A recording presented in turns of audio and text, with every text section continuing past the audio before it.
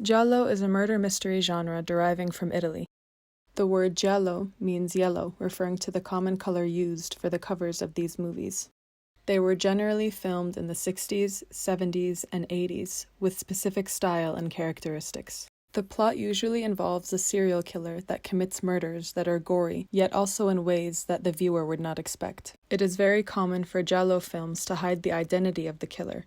This is done by using a mask or purposefully using the camera angles to hide their face. The plot also tends to make various other characters suspicious to throw off the audience, causing shock effect.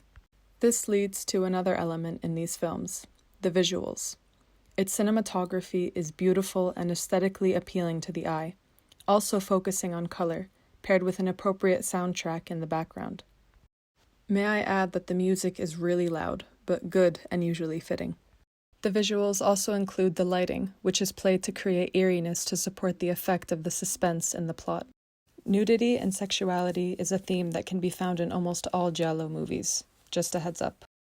Some of the geniuses behind these movies are people like Dario, who gave us Suspiria, which I'll be talking about later, Mario, who gave us Black Sabbath, and Sergio, who gave us All the Colors of the Dark.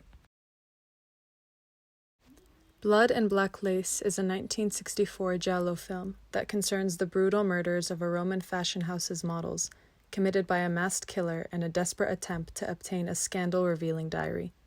This film was one of the earlier giallo films that definitely set the stage for other films to come. It brought up elements like the skin-tight mask, which would become popular in many films involved in this movement. It also introduces play with color, which I find very visually appealing. The Case of the Bloody Iris. Having recently escaped the clutches of a hippie sex cult, a model is pursued by a serial killer whose previous victims include former occupants of her new apartment. I really did enjoy this film. It's actually one of my recent watches, and you can easily spot what makes this a giallo film, especially the detective solving the crime. I found that detectives in giallo movies are pretty humorous.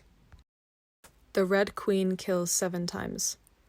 2 sisters inherit their family castle that is supposedly haunted by their murderous ancestor. When their friends begin disappearing, they suspect that there might be some truth to the rumors. Let me just say that this one is really good at keeping you guessing. Once you think the killer is someone, they're ruled out, and it keeps you hooked for sure. Torso. The story follows a group of young co-eds frightened when their friends start dropping like flies at the hands of a brutal slasher who likes to strangle, stab, and fondle the nude bodies of his victims. Torso is definitely one of my favorite giallo films, if not my favorites in general. The whole hippie vibe goes really well with the open-mindedness of the film, and just makes me happy, honestly. One of the major themes here is nudity and the view of women's bodies, but that has to do with the sexual gratification that the killer gets.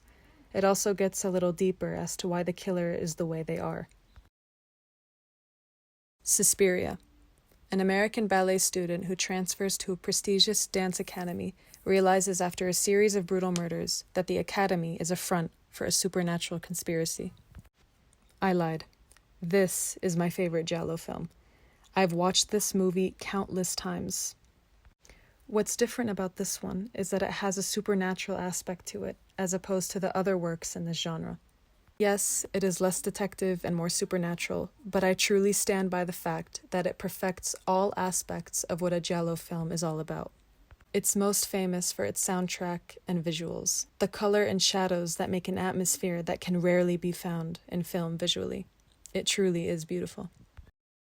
Those are just 5 recommendations, but I would love to recommend more. Just let me know if you'd want another video about that.